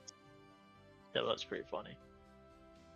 Oh, because of that tool, me and Raps were like alternating who was in the boat. Right. We had to develop defense mechanism. So annoying. They should have been flagged, to be honest. If they weren't in your party and they jumped in your boat, that should have been a flaggable thing. Definitely a mechanic they hadn't developed yet. Oh. Or packs. I think they just, towards the end, got people flagged for picking up other people's packs. Took forever to get that in. It's like, oof, guys. I know there's bugs, though. It's testing still, but there was quite a few things that I'm sure we could all list for hours of what still wasn't fixed, even from beta, early alpha. So, Yeah, that's a good point. well, I think that'll wrap up at least our positive stuff. We'll move next weekend into like the things that we don't want to see in our future games, and games that we weren't, maybe not our favorite doesn't mean that they weren't good games. It's just they weren't our personal favorites. We'll discuss that next weekend. I think for now, I'm going to actually pass this to Sersei so we can get into the Star Wars session, just to kind of wrap it up in a way that we can potentially go back and you guys had done some discussions on what happened to your characters. Yeah, I mean, I'm not going to make it super formal. I think we had some discussions among ourselves about, potentially where our characters would go. I know we had all agreed that the situation we were in, which was where Raps was basically taken hostage by a group of people that wanted to devour him because he was rich with the Force, that somehow, magically, we were able to overcome that and rescue Raps. And then I think from there we kind of all would return to our base, and then from there probably would have dispersed a little bit. I'll actually do it this way. I'll start with Rose. If you want to kind of give an idea of like where did Nahele, what was her path after they would have rescued Raps? Right, and I do want to say that our rescue of Carrick was probably something for the ages. It was like something they wrote songs about. It was so amazing. Yes. And I also want to say we had to apologize for that one speeder that got destroyed. But yeah, going back to the planet, so getting back to Yavin 4, since we're on a break from it, I think for me mentally it was good to disengage from the planet for a bit and not be there like just kind of sitting waiting for things to pick back up, having something that's happening in this interim, and when we do get back to it, maybe we go back to the planet. And for Nahele, I think she would be recalled to the Republic forces because the things that had happened just before our first mission were so monumental. Maybe the Yavin 4 project was like shelved for a bit because it's a real nice to have long term, but maybe they had a need for a doctor somewhere else more urgently. And so where exactly she would go, I'm not sure. I'd have to talk to Nahele about what's going on with the Republic to figure that piece out. But in the back of her mind, as this is happening, she's been noticing that this Force sensitivity that she's developed is not necessarily a positive. On Yavin 4, like there's what happened to Carrick getting drawn into the woods by a ghost of Ula, and she had to resist, I think, a couple of force sensitive things there, and then people just noticing it about her, like the kid in the temple, and I think the Jedi on the planet we were on, Assisto. I think this is starting to build up and making her think she needs to do something about it. She needs to have more control, more knowledge, and the only way to do that would be to talk to Master Vomori again. And so she's thinking that that conversation needs to happen, and she might have to step away from the Republic for it. Yeah, I mean that sounds like a natural kind of evolution of, where the path. It sounds like for Nahele, she would still kind of be in a place where she would follow the Republic, but would still be drawn to the force inside of her. Kind of, I feel like she's kind of had this struggle for a while, and she at one point kind of decided, I'm going to stick with what I know and continue from there. But I feel like maybe in this period where she's returning to the Republic forces, it might be more prevalent to the point of, okay, I can't just push this to the side anymore. Like, I have to address this. Yes, exactly that. Yeah, like that. What about you, Tony? What about Beryl? Well, I'm not as connected with Beryl as like Nayela with her character. I feel that she would have also been recalled. She is not as much of a specialist as Nayela, but with Nayela not there, being recalled for a different post, Beryl probably would have just been assigned wherever the need was. She was a fighter. She was a heavy weapons fighter. So she probably got stuck on the front lines here or there. I'm not exactly sure where though. I can imagine Beryl actually sticking with Nayela, because she was assigned with Nayela. So I can see a world where Nayela was potentially, went back, and then Beryl was like, Commander, basically, I'm your protector. I'm protecting you. So wherever you go, I go. And I can kind of see them sticking together like that. I think that's a nice way to think of it, but that's just my thoughts. We kind of batted that around a bit. That was a possibility, but it wasn't. I don't think we solidified that. Yeah, I think it's definitely a possibility. And just figuring out kind of what's going on in the Republic to figure out how it would make sense for us to stay together.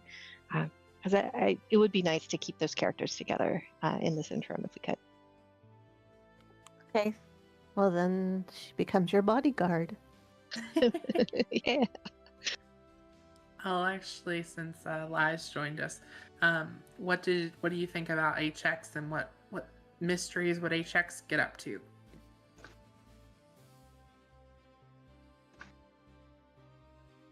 He would have given you each a little card and said if you're in trouble, you can tap it, and behind the scenes, it'll reroute signals to the closest person else in the group. And also there's a button on it to recall to the planet.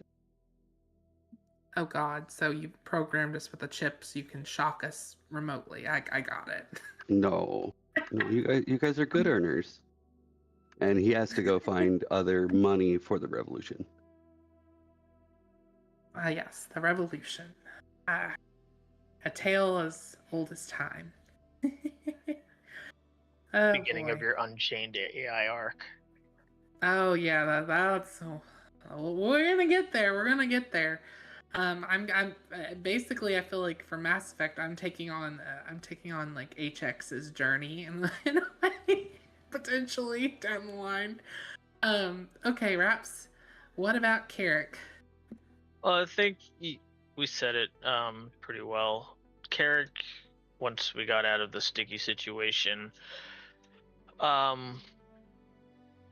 a lot of his focus would be on his continuing growth as Jedi Master to Hallie and building their relationship and growing both as student and teacher. It being his first time taking on a Padawan, Hallie being first time Padawan, or not necessarily first time Padawan, but first time working with him and a master that was different than what she had previously dealt with. So it would have taken a very high priority on him to focus on her training and pass on what he had learned as much as possible while still allowing her to be herself. The way you described it, if you want to say that part, I think was really quite accurate on their dynamic.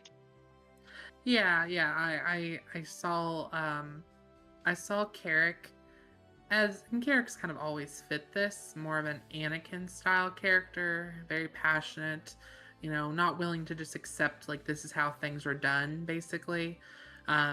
Where Hallie, she is much more calm, more disciplined. I see her more as an Obi-Wan type character. So their dynamic is really interesting because if you think of it that way, you have your Anakin character who's the master, and then you have your Obi-Wan character who's the Padawan. And it's just a very interesting dynamic because they challenge each other in different ways. And, there's always potential, and I know you've talked about it with Carrick, for, him to slip into the darker side of things. But I think potentially, it doesn't mean that could never happen, but I think it helps too, where he has that balance and like he's responsible for this person. He's responsible, for this other individual who also is not afraid to challenge him. I think that's something like she's more of a calm demeanor character, but she is very much like this is the way kind of thing. This is how we do things. This is how we're supposed to behave and supposed to hold ourselves and remember our core tenets, remember the code, and having that constant there I think is helpful. And also it's probably for Carrick as a master, it's probably like almost like, gosh, like I have my own Padawan basically reciting the code to me to keep me calm. Yeah, I think they balance each other out so well that once they kind of found their stride, it would make them a pretty good team. But yeah, and I think Nahele, put a point, me, Hallie's character and Carrick going to Ilum, and that would actually be it. I think that might be part of their next journey. I could see that being a journey itself, because the way I envisioned it was, after Yavin 4, those two would basically go almost like they would go on their own little separate journey. Because, the Jedi temple had been attacked, and I'm sure they couldn't just return there. So they would go on their own little journey, and I'm sure it would take them to Ilum and other places where they could help. I think it'd be a cute little narrative to play out, and potentially if we return to the Star Wars universe, whether it's through, I like to be optimistic, and even if we can't return to the exact format that we had, even if we're looking at like a 5e situation for Star Wars, I mean, potentially we could do that in the future, and we might just revisit these characters, after some time has passed, after, maybe Raps has had his time as a master, and maybe Hallie's coming into her, becoming a master, and Raps is now a senior, and he's doing all these kinds of senior. He's a senior citizen now. Yeah, and then you might have, Nahele, who is continue to move up the ranks, or maybe she's took time away and now she is, maybe she's somehow associated with the Jedi. Maybe she's made some turn there. Like, there's so many ways we could venture down this story in the future. And it's just fun to kind of theory craft about all of that. So, yeah, I'm sure if we revisit it, there'll be some fun things to adventure into. Oh my god, the Jedi for night classes. Yeah, I'm definitely open to playing Carrick again and picking that up at some point in some form or fashion. So it's definitely a door that I'm not closing. I grew very fond of that character. It was probably one of my more favorite characters that I've been able to take control of. So yeah. Yeah. And now, what would you envision? Oh, somebody changed around. What would you envision, Nahele, in your little universe of what was going on around us? Like, did you have any little spoiler tidbits you wanted to share? I mean, you guys were already you had your little outpost on Yavin 4. You guys were going to be doing quite a few missions out there. It would have been like, the first mission was kind of like my testing ground to see if I can make it feel like more of a one-shot kind of thing. I was like, all right, well, they might have to be more like two-shot kind of time. Like, maybe I have to do 2 sessions to complete one mission. But it was also my stomping ground to try to make that cleaner so I could get you guys to doing like little one-shots for a bit until you got enough experience that we would go back to like the bigger narrative of the Galactic War, because you guys were in the time where they were just about to they were most likely about to sign the Treaty of Coruscant after the peace talks on Alderaan kind of like hit the bed, and then you guys would have been in a Cold War period. So then we would have done a lot more adventures like going to Ilum. We would have done a lot more adventures of doing more specific character things. Like for Niella, for example, we might have actually had a small journey where, you guys were going to accompany her back home so that she could visit her people and kind of get an update from them on how the war affected them, see if there's any like small narrative things that you could do with her story. Then you probably would have jumped to HX's story, which none of you in character ever knew what HX was really up to. And I don't even know if some of you might not even know what he was up to out of character. That's why I'm not even mentioning it right now. But I will let you know there was things that HX was doing that we would have been able to focus on during the Cold War period. Because we would have went back to his story. We would have built up on that a little bit more. Then you guys probably would have made it aware, like, oh boy, things are going on. I mean, never trust a droid. Right. And then we would have went to Beryl. We probably would have went to the moon outpost on orbiting Coruscant. That's where the Republic is trained. And you guys probably would have done like a little training episode with Beryl, and you would have got to know some of the NPCs that kind of raised her in the ranks. You would have gotten to see a little more interpersonal stuff for her, kind of help flesh out her character. Kind of think of the Clone Wars when they did the whole not Clone Wars, Rebels, I think is better, as with Ezra kind of like pretending he's like a stormtrooper in training. He's like a little cadet. It was kind of been like something like that, except you guys wouldn't have been infiltrating. You would have found there would have been a story arc that would have brought you there that would have been like unearthing something, like maybe a corruption of some sort. But in the same process, you would have learned more about Beryl. And then we would have went to Hallie, and then we would have done a little more backstory with Raps and Hallie, but it would have been leaning more towards like Hallie's experiences. Like maybe if you went to Ilum, maybe you ran into a few students that know Hallie from the time on Coruscant, and that might have brought up some things that Raps' character had no idea about Hallie, and vice versa. There might have been a situation where Raps may have had an opportunity to run into some of his former past experiences, and Hallie would have had a chance to experience that. and you guys would have had an opportunity to really get to flesh out your characters and know them while you're doing the whole crystal meditation routine. And I think that would have been a really cool role play opportunity for you guys to go through every single step of acquiring your crystal, and eventually, finally, for Hallie to make her own unique lightsaber with the whole meditation and everything. So I had it all planned that we were going to do about 3 or 4 missions out in the Outer Rim. This treaty was going to be signed finally. Cold War would have hit us, and then we would have focused probably for like, it would have probably been like 2 to 3 months of just focusing on each individual character and spotlighting each of you for a good moment until the war fully erupted again. So that was my ultimate plan. Well, I'm sad we didn't get to experience all of that.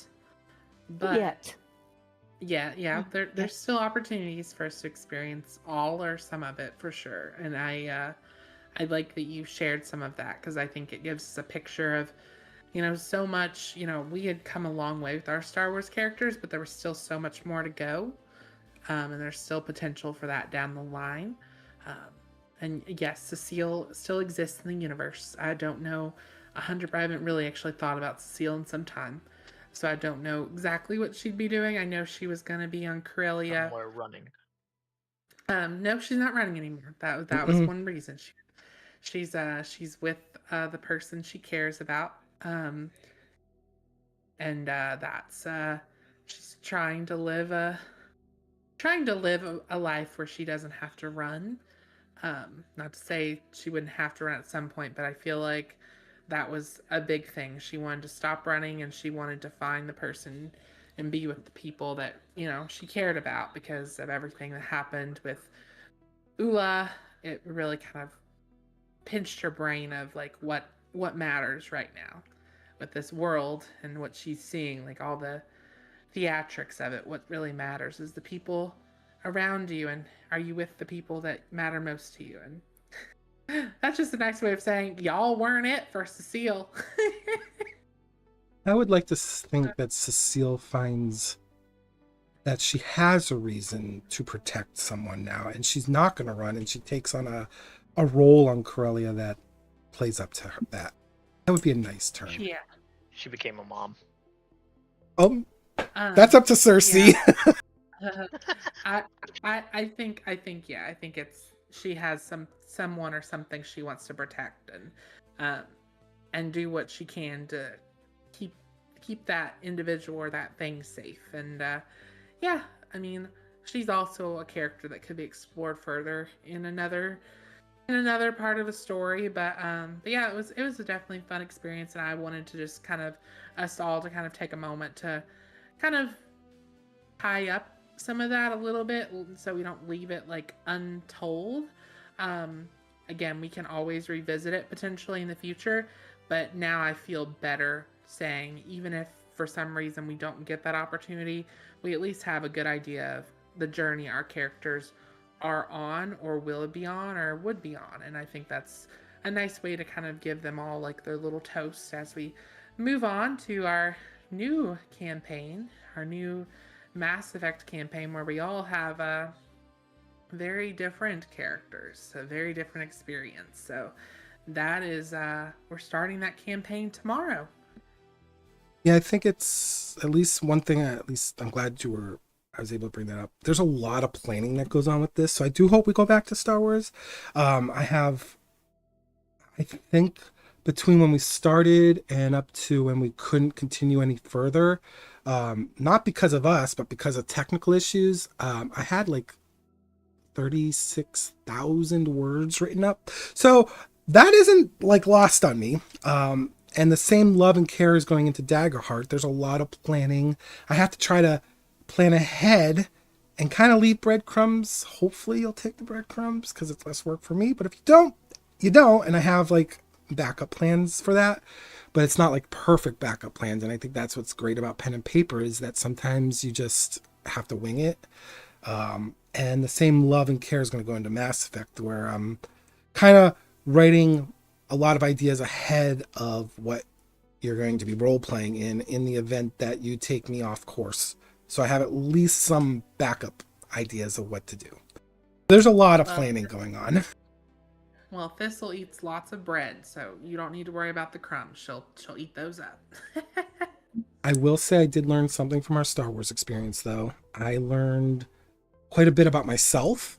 And so while you guys were learning the system and stuff, and I was learning with you, I was also learning some tricks that I'm going to be able to apply to our Mass Effect game and to our Daggerheart game. And I think one thing with the Daggerheart, I think it already showed, like when we first started playing, is that we all kind of just fell into it a lot easier, I think, than in our Star Wars one when we first started. And I think with the 5e, I think it feels overwhelming, but I have a feeling it's going to be the same thing. I feel like we're gonna fall into it because we've learned from our mistakes with Star Wars, like our earlier mistakes. Yeah, I think we definitely did good. We had established good connections for our, I mean, that was part of our Daggerheart stuff, was establishing connections beforehand, which I think was helpful. And that was something where obviously, like in the beginning, you had like Ula and Carrick that had some connections. Cecile really had no connections to anyone, and then HX and Nahele had very light connections. But it was still kind of like, it was hard to put that glue together initially, I feel like, to the whole group. And I feel like we were just now, even though, you know, I had a different character and Tony had a different character, I feel like we were just now in the Star Wars. We had gotten to a point where we felt like, okay, we're all glued together now. So that's also like, oh, I think we finally found our glue, and now, you know, we had to put that to the side for now. But yeah, I look forward to the Mass Effect, because I think there's going to be, similar to kind of like our Daggerheart, I think there's going to be some natural glue in place based on where our journeys are going to take us. So I'm interested to see how that all works out, because we're all going to be playing some very diverse characters in different ways. So Yeah, and I will say this, tomorrow we won't be streaming.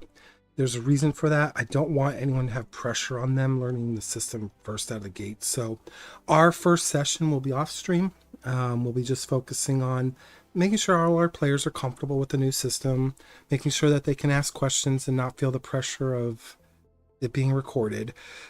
So we'll be doing our first Mass Effect stream off camera, and then the following Saturday we'll at least discuss what happened during that session, but I don't want to apply pressure on some of our players because D&D 5e is a little bit more than our narrative stuff. There's a lot more rules built in, and I want everyone to be able to have an opportunity to ask questions without them feeling like there's a time pressure behind them. So when we need to take a break, because there's a lot of information, we can just take a break and we don't have to worry about like setting it up and stuff. So hope you're all in agreement with that. I took a lot of thought process the whole week about that. I'm like, we have too many new people to D&D, so we're gonna take the first stream offline and we'll focus on getting everyone comfortable.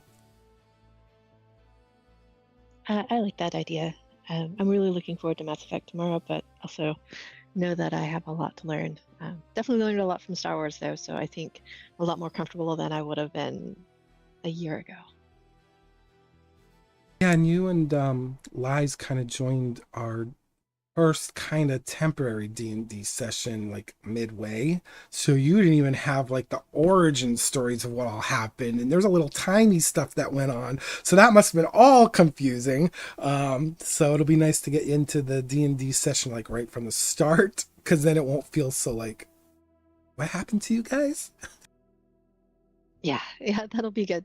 One thing, Nahele, that you mentioned after we'd been playing Star Wars for a while that I didn't even think of till you said it was our experience, and how the amount of experience we had was really dictating what we were going to run into and the adversaries we were going to have. And as I was spending experience through the campaign, I was thinking about, oh, this is neat, this is nice, and going more in a role-playing aspect of it, but it didn't.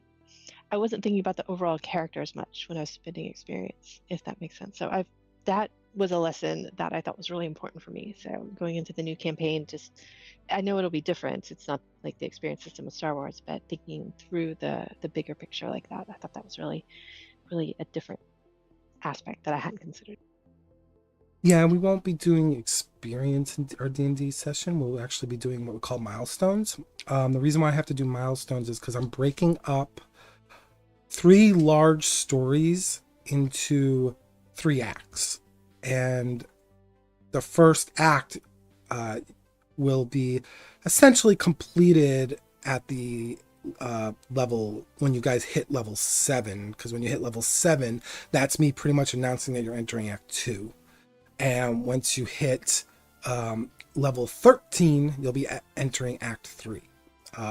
If anyone knows D&D, once you hit past level 12, you know how crazy things get. Well, that fits the narrative of the whole Mass Effect universe. Is once you hit level 13, you know things are going to get really bad in that world. So, again, I had all week to think about this, so we're going to probably do more of a milestone thing. So you guys don't even have to worry about keeping track of XP. It'll feel more akin to like your Daggerheart experience, where I just tell you when you level. Once you guys hit a point where I feel like you're entering a new part of the story, I will just let you know, hey, you guys level up tonight. So just kind of throwing that out there. I already have like 30 something submissions already created for you guys too. So if you take some of them, if you take all of them, great. If you don't, it's okay. But I have all of that already planned now for you. So it's going to feel a lot more less linear, I guess, than our Star Wars one too. I feel like our Star Wars one felt linear at times because you guys couldn't really, you kind of had a course to go because of the factions you were part of. You're still going to be part of a faction in Mass Effect, but it's going to be your ship. So if you decide to go explore a system, you can go explore a system, and when you enter that system, you might get like a distress signal, or you might get a communications, or your pilot might be like, oh, we're picking up anomalies within this system. You're getting a sub quest pop-up, basically. Like if you think of it in the MMO aspect, you're getting a quest pop-up saying, do you want to accept this quest? And then you can kind of do exploration and stuff. So I'm trying to make it less linear feeling too, which I think will be nice. You'll also have a quest log too, which will be cool, because then you'll visually be able to see what are your primary missions, which will push the story forward, and then all the submissions you pick up. And all the submissions are where you're going to get your credits, maybe gear, maybe reputation. You might even get Paragon and Renegade points, which in Star Wars, you guys had light side and dark side. But now you guys are all tied to the same system. You're all tied to this Paragon Renegade system. So this will be cool. I'm excited for you guys because I feel like you guys will have a lot more options. I'm not going to put time on you, so if you decide not to do a main story right away and you want to just do more exploration stuff, go for it and see what kind of trouble you can come up with, and we'll go from there. I'll also drop lore for you guys in between all these submissions, so you'll know more about the universe. If there's ever any submissions that involve upgrading our ship, we need to do it so that a falling panel doesn't kill one of our crew members. That is my only stance. And we don't let Raps drive. No, let that's Joker. not character anymore. We never. Oh my god. It's as long as it's not a speeder, we're okay. Yeah. Okay. You do have the Mako. Oh. Hey, I'll drive the hell out of a Mako. And a gunner seat. I'll have a gunner and because I'm already creating our Mass Effect. I did notice the Mass Effect 5e system didn't also have rules for vehicle situations, not very in depth. So I'm creating those so they're not completely off the 5e system. They're going to be a little bit more flowing. I did do space combat in Star Wars 5e, and that was horrendous. So I'm trying to make it a little simpler. So yeah, you guys will have a Mako. It will have a character sheet. It'll still follow your skills. Like when I'm saying making it simpler, I'm just saying, like, if you're in a gunner seat, this is the skill you're using. If you're in the driver's seat, this is the skill you're using. And what do those skills impact? Like, for your gunner, it could be accuracy, and potentially maybe it could be influencing like damage. And it'll be more like, you know, your system so well that you're hitting at vital points, and that's where the damage bonus is coming from. And for your vehicle, you might have like maneuvers, and your agility will impact the vehicle's like overall AC, things like that. So I'm trying to make it more streamlined, so that way when you're fighting like ground units with that Mako, you're gonna feel overpowered first, unless you're fighting like giant Geth. But you're gonna feel overpowered at first fighting a lot of things with the Mako. Yeah, I'm trying to make those more streamlined too than how 5e has combat with spaceships and stuff. I also think having the submissions will be a good way for us to kind of get our feet wet too and get comfortable with things before we take on a more priority kind of mission. Yeah, I will say you guys will see a lot more generic maps. When I say that is when you get into combat, I might not have like a beautifully rendered map for all these submissions, but that's because it's just a very combat heavy world universe. So it might look like the same map that you just had like 3 sessions ago, just slightly altered. Like, I'm working on making them very easy to drop and go in case you guys steer me off off a completely different way that I wasn't prepared for. I can quickly create a map and drop it in. I've been working on that too. So I'm not, again, pigeonholing you guys to a certain track. You guys get to decide, nah, we don't want to go to Pharos yet. We don't want to do that main story. We kind of want to just explore, get to know our characters more. Like you said, Raps, I feel like that flexibility will make Mass Effect impactful for you guys in a different way that Star Wars did, because this will allow you guys to decide when you want to go into the heavier, longer sessions, or you want to just do like the, I'm going to say, one-shot kind of events where you're jumping into a mission, getting into your Mako, going down, maybe interacting with some NPCs, having some hard decisions and choices, and then going back to the Normandy, and then having your guys' discussions amongst your crew and making those relationships like you would do in Mass Effect. You'd make relationships and get to know your crew. I feel like that's going to be really important for you guys to feel more freedom in the choices you make. Hence why I had to have Lies and Raps choose who was going to be CO, because that Captain Anderson is not going to be with you forever. So I'm actually happy that we rolled dice on that. I thought that was a good way of going about making that decision. I do apologize for extending this stream a little longer. I just wanted to get that out there, like, hey, we won't be on stream tomorrow, and that's why. We just have a lot of new people to this pen and paper system we're going into. Some people kind of dip their toes into it, but not anything extensive. So I don't want to add pressure to their plates. So I appreciate you guys understanding that. Yeah, it's also different because even though like some of us did the other campaign in 5e, what have you, it's also different because this is Mass Effect and it's not just like a fantasy world in the same way. It's sci-fi, and there is a difference between that. So classes are different. They're not your typical like witch wizard type thing. So yeah, I think that's good. It's good. We're just gonna take a session to kind of acquaint ourselves and kind of see where we end up and any issues we have kind of work through, and then it can kind of be like our tutorial basically. And then as we potentially by the next session, we can actually have our full rollout on stream. And we can use like a synopsis of like where we are. So. And even by the second session, if you guys still don't feel confident, we can make that decision then too. We'll just talk about that next Saturday. We'll just be transparent. And that way, when we're ready to stream that, then I know at least more than half of you are comfortable with the system, or at least still learning, but not, you don't feel the pressure of like, oh God, I'm going to make a mistake. Because you're still going to make a mistake. Yeah. Hey, Raps, Captain Drunken Problem reporting for order, sir. Sorry, I'm off duty right now. This is your problem. You're next to mine. Well, that's me. I am the problem. Exactly. You deal with yourself. Oh, he's your Exo Presley. And I am currently off of the ship, which means he has the con. Exo Presley now has the ship. Currently walking around the Citadel, okay? Please leave me alone. We're gonna need like a third person in charge with those two. You'll have Presley. Presley will be still there. Still have NPCs. Thank God. Thank God. And Jenkins' fate might be different too, because of your Mass Effect story is gonna be different than the video game. I wanted to preface that too. I would hope so.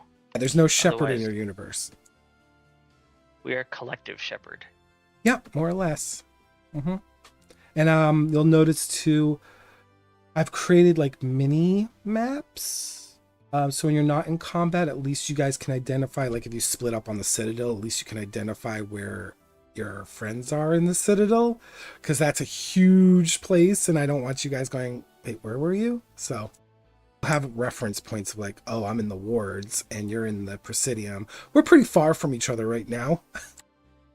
We'll have that reference too for you guys. And actually, Yay, because I'll get lost. I'll still get lost. most Either maps, most big maps, I'll have a mini map for you too. And we'll just put your icons on the mini map to show you where you are if you do decide to split up into like teams of 3 or something, or 2. Because remember, you'll have an extra companion with you too this time. You'll always have the option to take one additional NPC companion with you at all times. So, which is neat. So, and then you guys will rotate. So whoever is put in charge of that NPC, I will switch the ownership of that NPC from the last session to the next person. So you all will be able to control a secondary character. So, which will be fun. Not maybe their dialogue, but you'll be able to control like their actions and stuff in combat. I don't have anything else. I feel like that was just a big thing I wanted to drop on everyone because tomorrow we are going to go, and I don't want you guys going, why? Oh, you're not streaming? I'm like, yeah, I made a choice. So, right. Well, thank you guys. Thank you, Sersei, for leading the Star Wars discussion. That was out yesterday, so at the park and with my friends, and we had a little barbecue. It was really good, yummy. Thanks everyone else for joining us in the discussions. Hopefully by the third weekend we'll have a game plan on what we want to play. Awesome. Yeah, it's fun. Indeed. Sign us off now. Have a great day, guys. Hi. Bye.